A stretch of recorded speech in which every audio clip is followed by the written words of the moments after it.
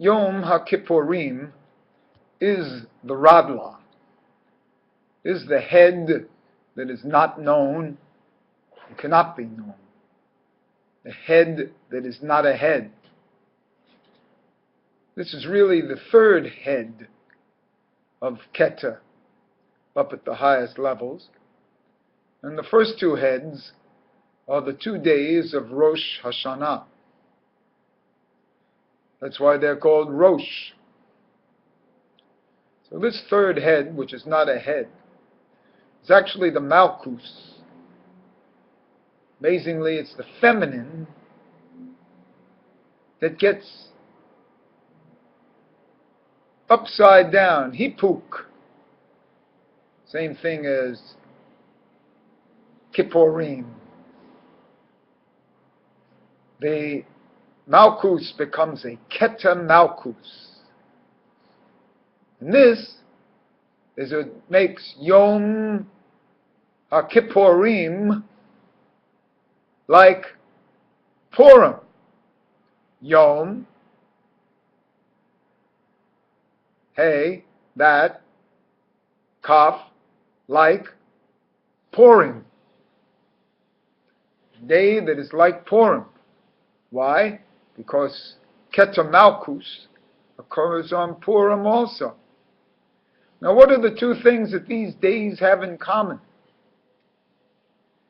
On Purim, we have the casting of Pur. On Yom Kippurim, we have the Goral.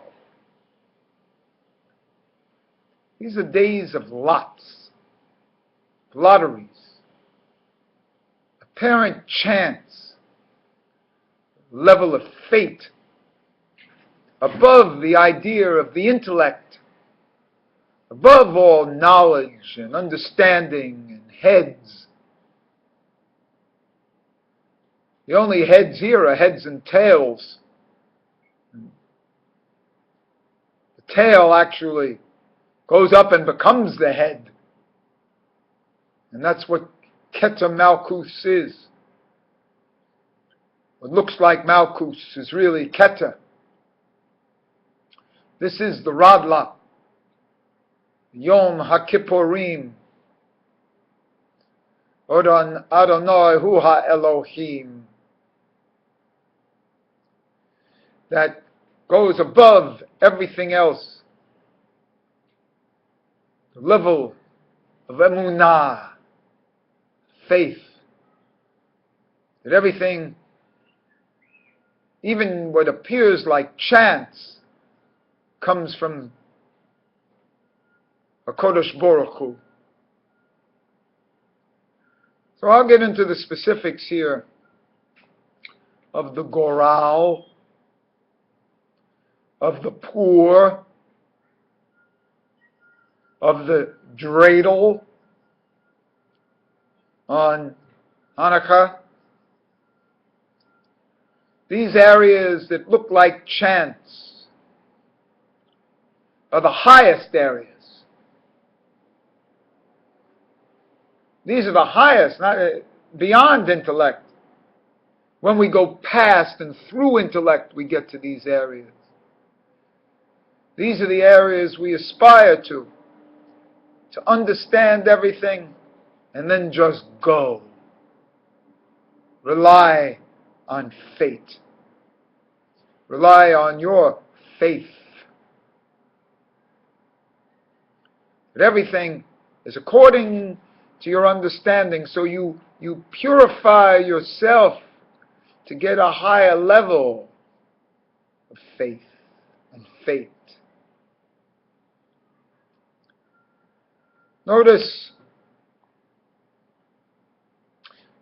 that these areas are doubled. We call it Yom HaKippurim. Why would it be called Yom HaKippurim? These are the two levels of the Hey, the Bina, and the Malchus, as expressed in the Zohar. Why would we call the day Purim? The regular holiday of Purim sounds like a plural there too. In a certain sense, it's an expression of Keter Malkus, which is two, which is one. This is all the level of two-ness to me. This is the level of the Mazla. Mazel Tov.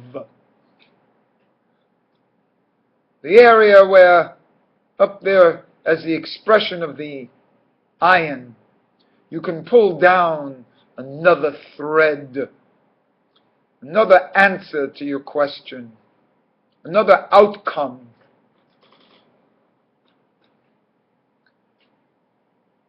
This is the level of opening the Torah to any line and using that as a divination. Appropriate for your question. What looks like chance isn't chance. Everything that happens to you is Hashkodesh Protus. Hashkoka Protus. And this level that we're on here, this highest level of the Mazla, the number 78, the 2 times 39. You know, this is the level up there above everything else. So as we talk about these things, this is just the initiation to talk about this and to give you some food for thought.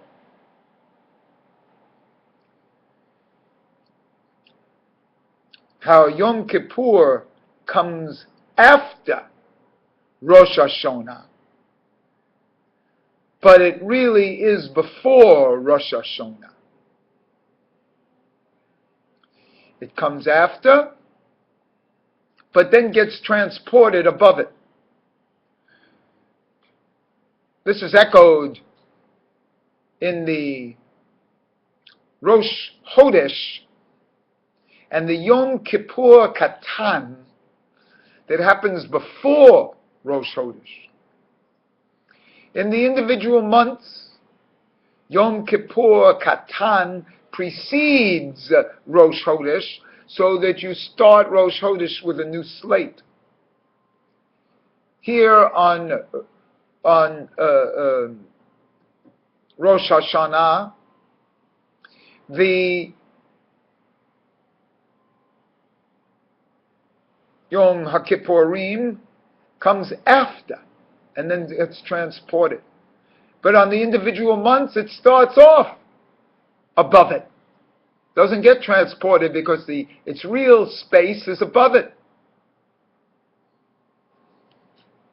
So as you know, there is a relationship between Rosh Hashanah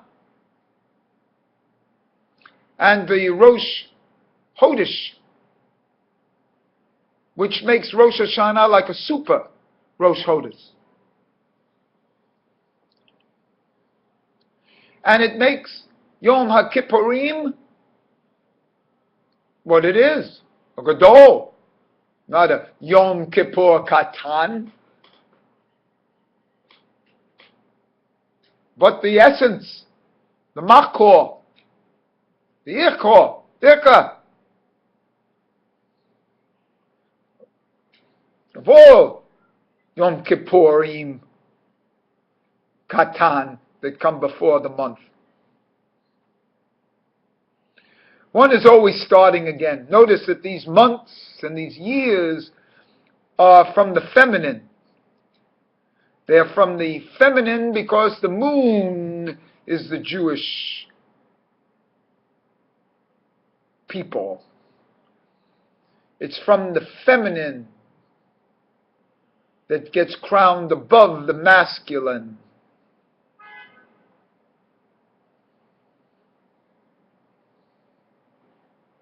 So what we have here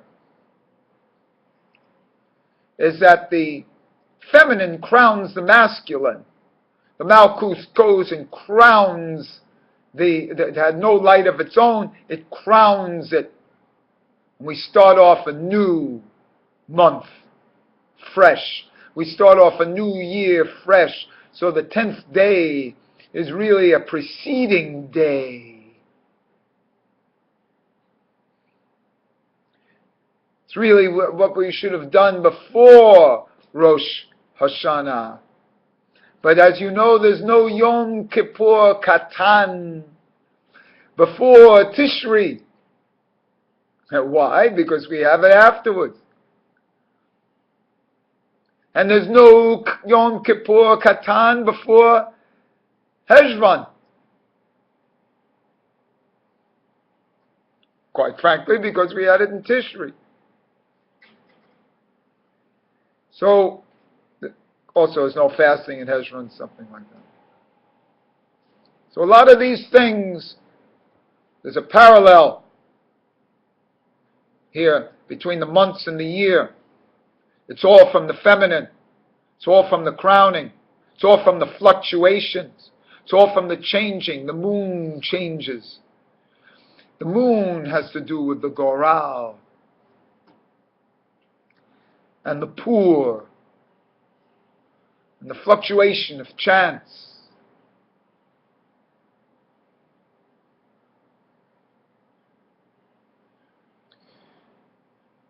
These are very deep concepts. I haven't gotten to the real state of the Mazla, up there where chance is.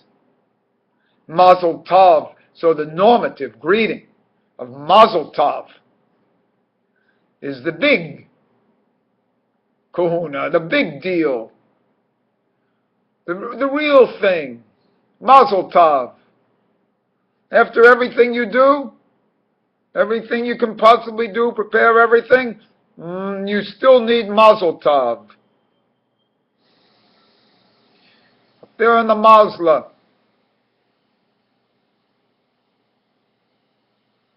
Do the best you can, then Mazel Tov. This is the true essence of Judaism. The head of Radla is faith, emunah. After everything with his intellect and the study and the knowledge and the talking, it's emunah. It's your relationship to HaKadosh Baruch Hu in faith. That's the highest level. This is where the Mazla is. Where the Lachem is. Where the Melach is, the salt. All gematria of 78. 2 times 39. 6 times 13.